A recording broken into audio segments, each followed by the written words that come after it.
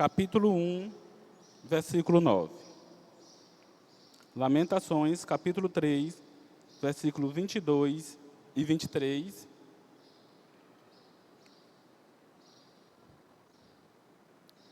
Amém? Vamos ler. As misericórdias do Senhor são a causa de não sermos consumidos, porque as suas misericórdias não têm fim. Novas são cada manhã. Grande é a tua fidelidade. Agora leremos 1 Carta aos Coríntios, capítulo 1, versículo 9. Fiel é Deus, pelo qual vocês foram chamados à comunhão de seu Filho, Jesus Cristo, nosso Senhor. Amém? Oremos. Grandioso e amado Pai, santificado e exaltado seja o teu grandioso nome, Senhor. Te agradecemos, te agradeço por mais uma oportunidade de estarmos aqui, Senhor, para trazer a tua palavra, Senhor, porque o Senhor é o Deus bondoso, Deus que nos guarda, e a tua fidelidade dura para sempre em nossas vidas, Senhor.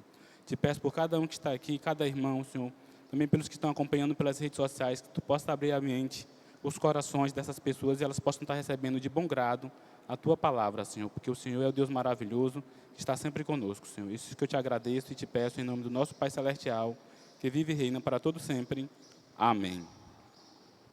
Bom, o tema da nossa mensagem é a fidelidade de Deus para com seus filhos. Vamos aqui, primeiro, definir a palavra fidelidade, né? O que é fidelidade? Qual é o conceito de fidelidade?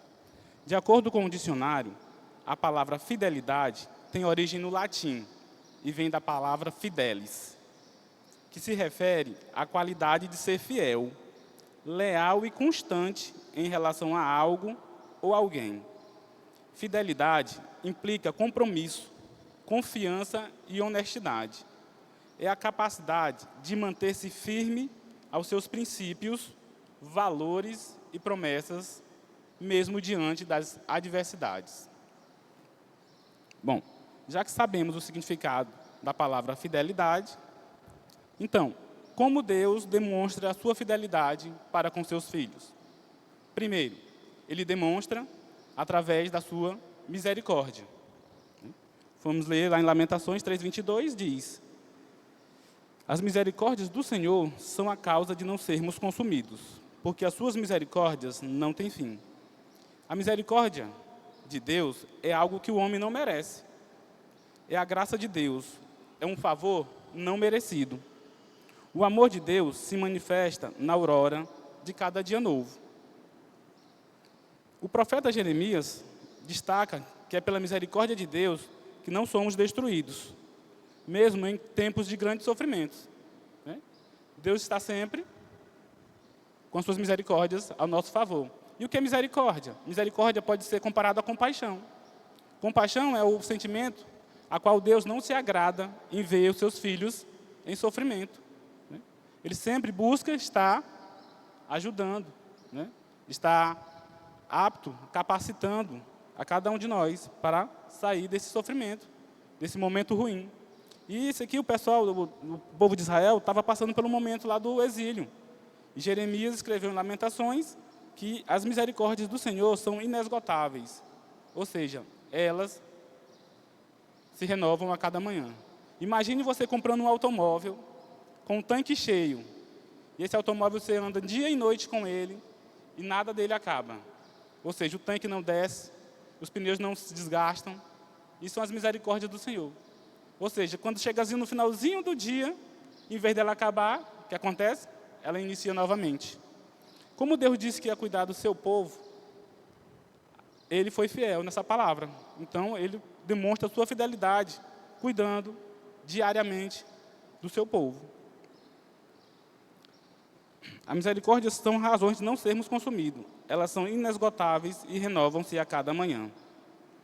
Reconhecer e agradecer diariamente pela misericórdia de Deus em nossas vidas, nós devemos reconhecer e agradecer diariamente pelas misericórdias de Deus em nossas vidas, porque mostra que Ele é fiel à sua palavra.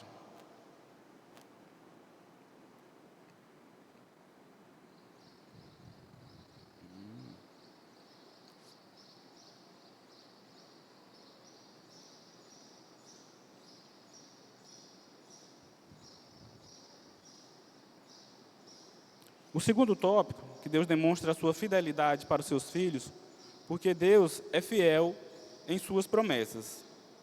Como está escrito lá em 1 Coríntios 1:9, que diz: Cristo, fiel é Deus, fiel é Deus, pelo qual vocês foram chamados à comunhão de seu Filho, Jesus Cristo, nosso Senhor.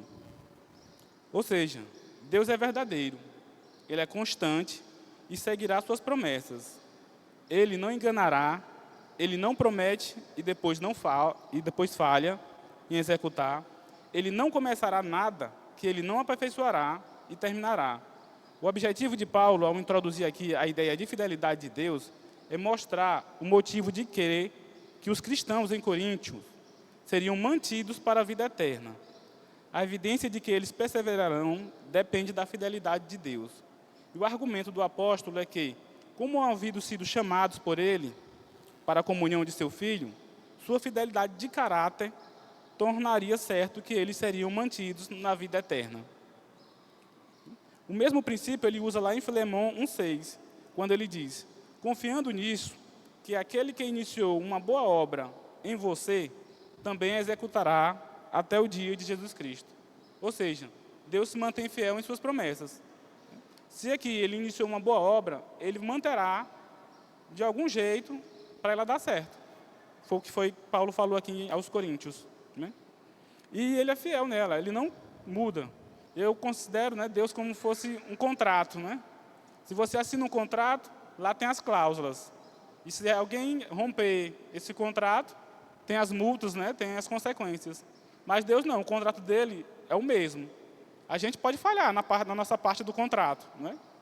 Isso nós seremos infiéis, falhando no contrato. Mas se nos arrependermos e voltarmos, o contrato de Deus é o mesmo. Ele vai aceitar com os mesmos termos. Então, ele é sempre fiel nas suas promessas. E tudo que ele falou, se nós fizermos a nossa parte, a parte dele será feita. Porque ele não muda. Um atributo de Deus, ele é imutável. Não muda o seu pensamento, a sua palavra. Lá em Números 23:19 diz: Deus não é homem para que minta, nem filho de homem para que se arrependa. Acaso ele fala e deixa de agir? Acaso promete e deixa de cumprir? Não, Deus ele não faz isso. O que ele promete, ele cumpre. E o que ele fala, acontece. Deus é fiel e nos chamou para a comunhão com seu Filho, Jesus Cristo. E ele cumpre todas as suas promessas. O terceiro tópico, como Deus demonstra a sua fidelidade, é a fidelidade de Deus em nossas vidas, né? E para isso nós vamos ler 2 Timóteo, capítulo 2, versículo 3. 2 Timóteo, capítulo 2, versículo 3. 13, versículo 13. Que diz: se fomos infiéis, ele permanece fiel. Não pode negar-se a si mesmo. Refletir sobre 2 Timóteo 2,13 nos leva a considerar a natureza divina de Deus e a sua capacidade de permanecer fiel, mesmo diante da nossa falibilidade, né?